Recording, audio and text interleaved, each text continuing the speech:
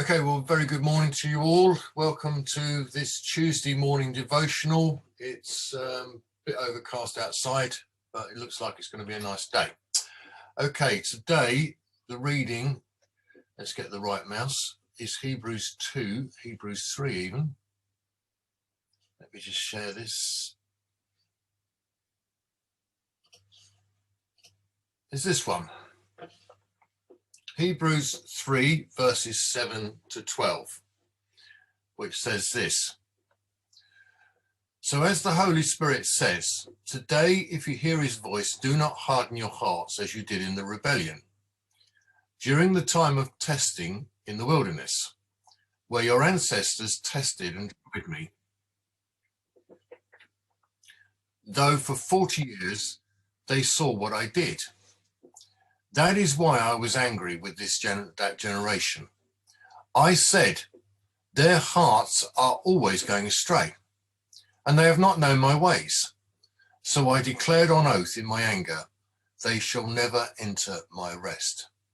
See to it, brothers and sisters, that none of you has a sinful, unbelieving heart that turns away from the living God. So, this is about following God without compromise and without, as it says, with our hearts going astray. So who were these ancestors in the wilderness? For this, we need, not surprisingly, to look back to an earlier time. An example of the testing in the wilderness can be found here. So I'm going to...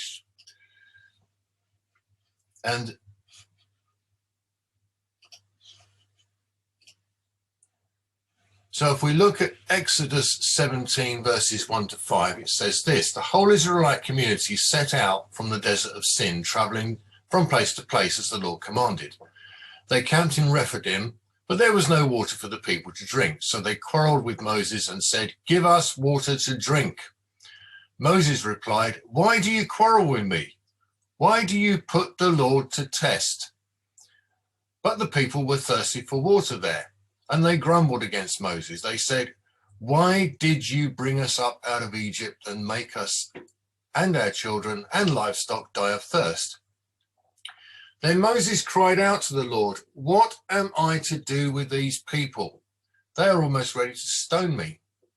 The Lord answered Moses, go out in front of the people, take with you some of the elders of Israel, and take in your hand the staff with which you struck the Nile, and go.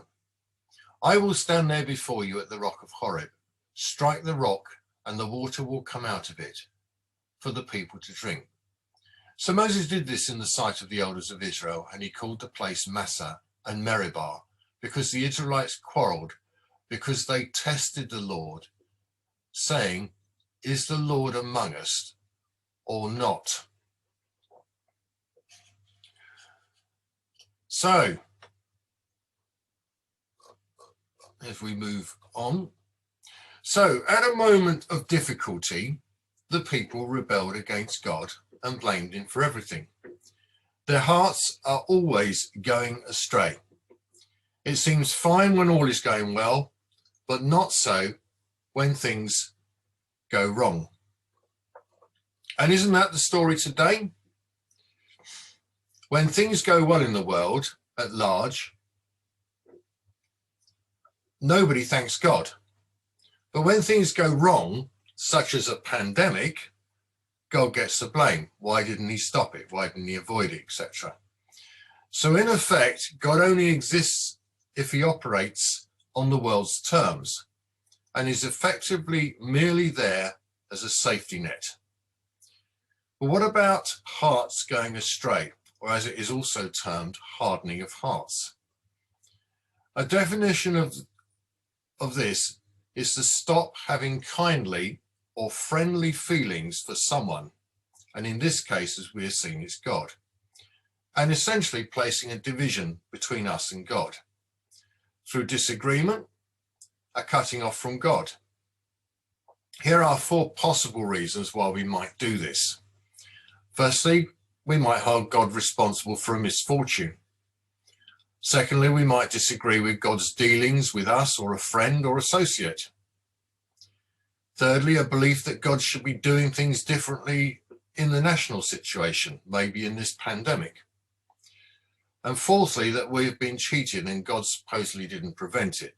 There are others, that's just four I came up with. A hardened heart can lead to disobedience, as in the case of Jonah, who, as you know, had to start all over again. So my question this morning is, why do people blame God when things go wrong and then virtually ignore him when things are okay? Because this is what is happening with the Israelites and what is warned against in today's Hebrews passage.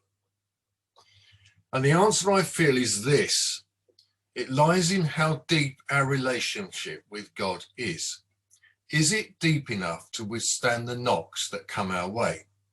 Or is it a case of God just being there to prop us up when we require it? Although he will certainly do that. It's about being close to and following God implicitly. However, it's not always easy to do that, and the Bible does recognize this. Matthew 7 verse 14 says, "Enter through the narrow gate. For wide is the gate and broad is the road that leads to destruction, and many enter through it. But small is the gate and narrow the road that leads to life, and only a few find it." So it's not an easy journey. So here is an example of how difficult it can be to follow Jesus. The motorway is always the more tempting than the winding, narrow country lane. It gets us there quicker. Well, that's the theory anyway, and it is easier to navigate. But the narrow road is a slower and requires more effort and concentration. Proverbs 3 says this: "Trust in the Lord with all your heart and lean not on your own understanding. In all your ways acknowledge him, and he will direct your ways." Not always easy to know what God is doing or why he's doing it. And it may not be the way we think it should be done. As the hymn says, God moves in a mysterious way his wonders to perform. And also Watchman Nee said this: "The right attitude is this, that I have my own will and yet be in the will of God." If we can achieve that, then we're really moving forward. And that is surely it. It is about being free, but at the same time walking the sometimes narrow path that God can often ask us to walk.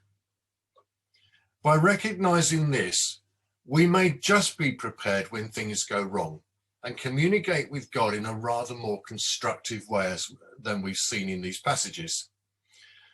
And when I say constructive, that doesn't exclude asking God questions about given situations. We can be honest and open in our discourse with God, but in the end, it is about trusting him.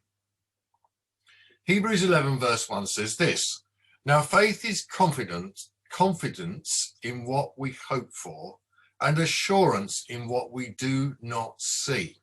This is what the ancients were commended for. Again, not always an easy thing, but much better to have been in faith and come out the other end.